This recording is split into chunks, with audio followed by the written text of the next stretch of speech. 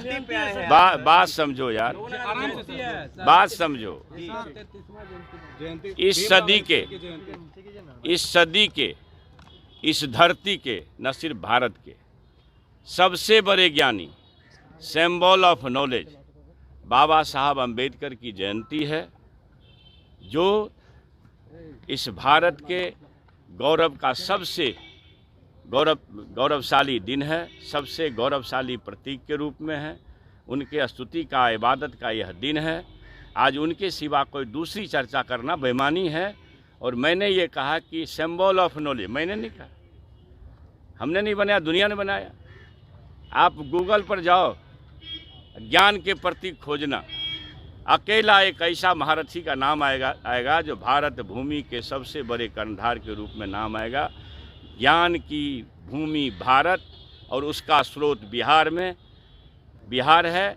और उस देश में बाबा साहब अम्बेडकर जैसे महारथी पैदा हुए, जिन्होंने सबसे नीचे तबके से लेकर के ऊंचे तबके के लोगों का सम्मान किया, A to Z का ख्याल किया और एक बेहतरीन दस्तावेज भारत को सपुर्द किया संविधान के रूप में। उस संविधान पर अगर कोई आँच आता हो, फिरका परस्ती ताकतों द्वारा, संघी नफरतवादी ताकतों द्वारा, उससे लोहा लेना है। यही आज का संदेश। नियमावली में बदलाव होगा सर। अब एक चीज बताइए, गुणवत्तापूर्ण शिक्षा देना इस सरकार का संकल्प है। माननीय बिहार के शिल्पकार मुख्यमंत्री नीतीश बाबू, उप मुख्यमंत्री तेजस्वी प्रसाद यादव जी का ये संकल्प है कि ज्ञान की भूमि बिहार के विरासत को वापस करना है। तो गुणवत्तापूर्ण शिक्षा देने के लिए हम अपने बच्चों के लिए, अपने राज्य और देश के तरक्की के लिए एक बेहतरीन शिक्षा कैसे दे सकें, इसके लिए यह सूत्र आया है, यह नियमावली आया है। इसमें अगर किसी ढंग का कोई नुस्ख निकालते हैं तो यह उचित नहीं है।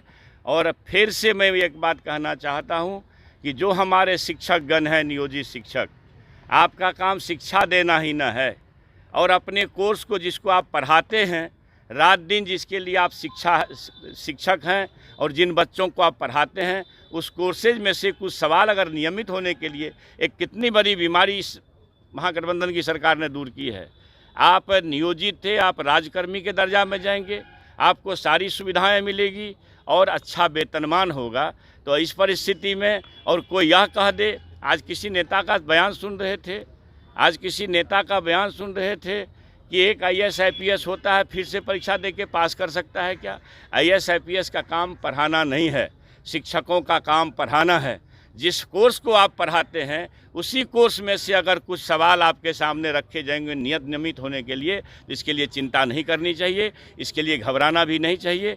बिहार वासियों को 10 लाख बच्चों को, बेरोजगारों को नौकरी देनी है, उसका ये आयाम है कि लगभग 2.5 लाख से ऊपर ये नियुक्ति 4-5 महीने के अंदर आपके सामने नजर आएगी।